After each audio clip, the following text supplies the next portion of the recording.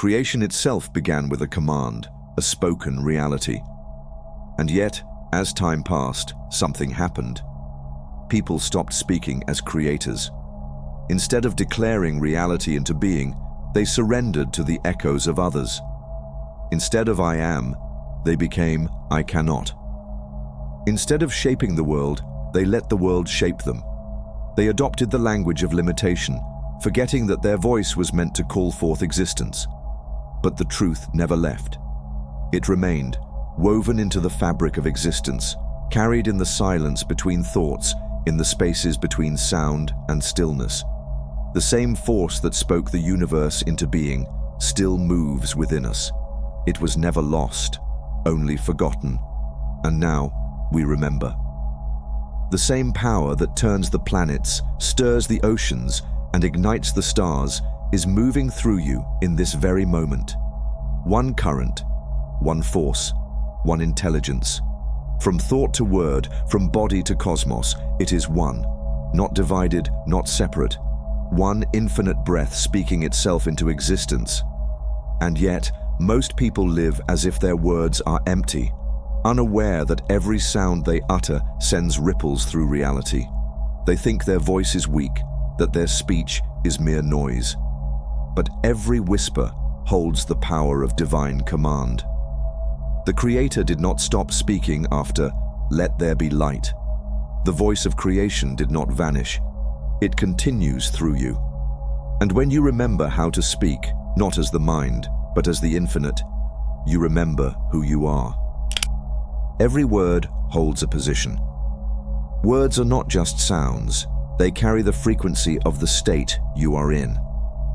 The truly powerful, those who live in their highest awareness, do not speak from a place of doubt or weakness. They do not ask for power to come.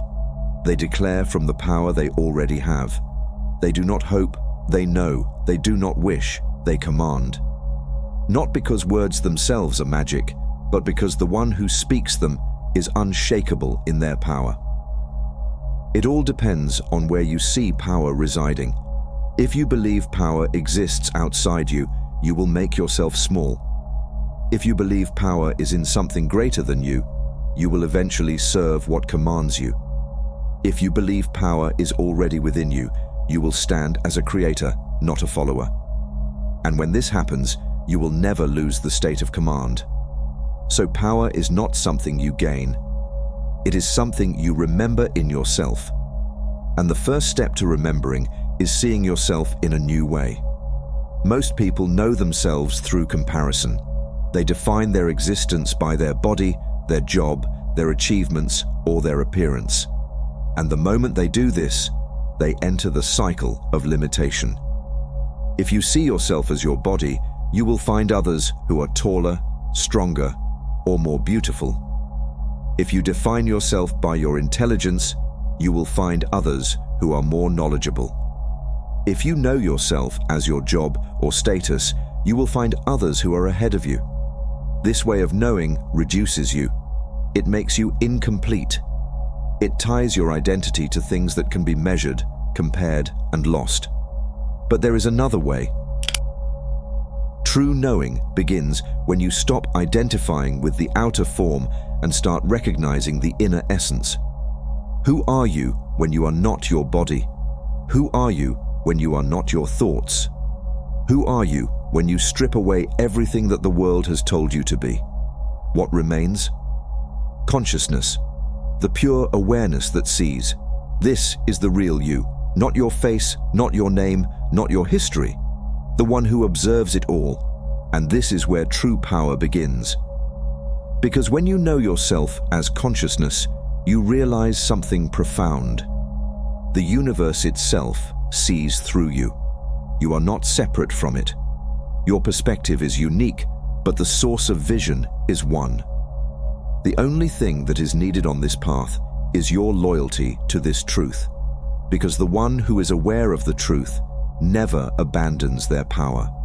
They never shift from their highest frequency. They never break their loyalty to their true self. Loyalty is not just knowing where power comes from. It is the unshakable commitment to remain in your highest state.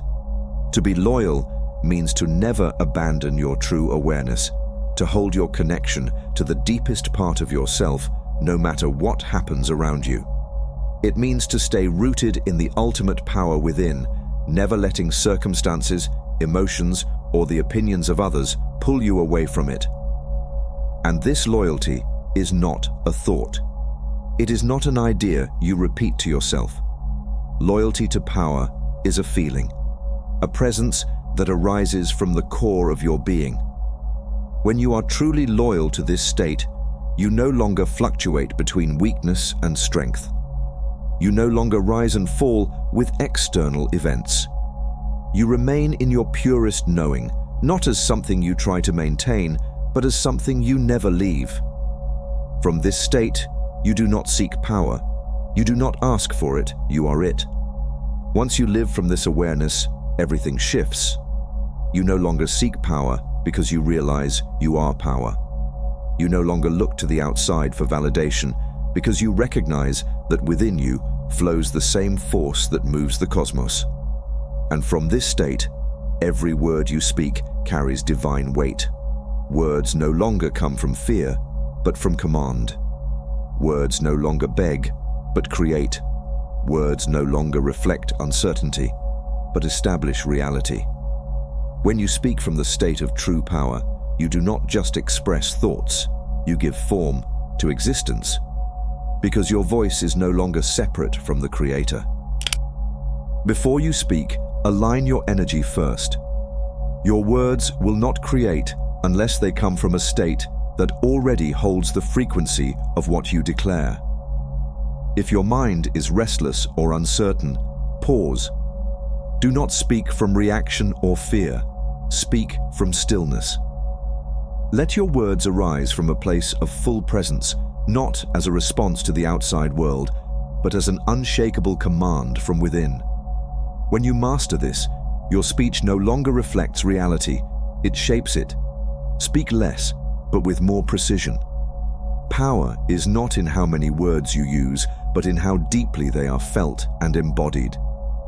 Every great teacher, mystic, and leader has understood this. True speech is measured, intentional, and backed by certainty. Eliminate weak words, stop explaining yourself unnecessarily, and never dilute your energy by speaking in doubt. Instead of requesting, declare. Instead of hoping, know. Instead of reacting, originate. When you become the energy first and speak only when aligned, your words will no longer be thoughts. They will be forces that move reality. Every word carries an energetic position, either reinforcing limitation or commanding creation. Do not let your words serve the world's conditions. Let them command new conditions into existence. When you say something, make sure it comes from knowing, not wanting. Speak only from a state you already feel within yourself. You do not say, "I am powerful," while feeling weak. You become powerful first, then speak. This is how the universe responds. This is why creation itself was spoken in absolute certainty. Be, and it is. When you understand this, you stop speaking as the created. You start speaking as the Creator. Your words are not separate from your being. They are extensions of your state of consciousness. When you speak from a low state, your words reinforce limitation. But when you stand in your highest awareness, your words become creative forces, shaping reality instead of reacting to it. To speak as the Creator, you must first become the Creator within. Do not seek power in your words. Find power in your being, and your words will naturally command reality. Speak less, but with more precision and presence. Let every word arise from a deep knowing, not from habit or reaction. The universe does not listen to what you say. It listens to who you are when you say it. So become power, become truth, become creation itself, and then speak accordingly.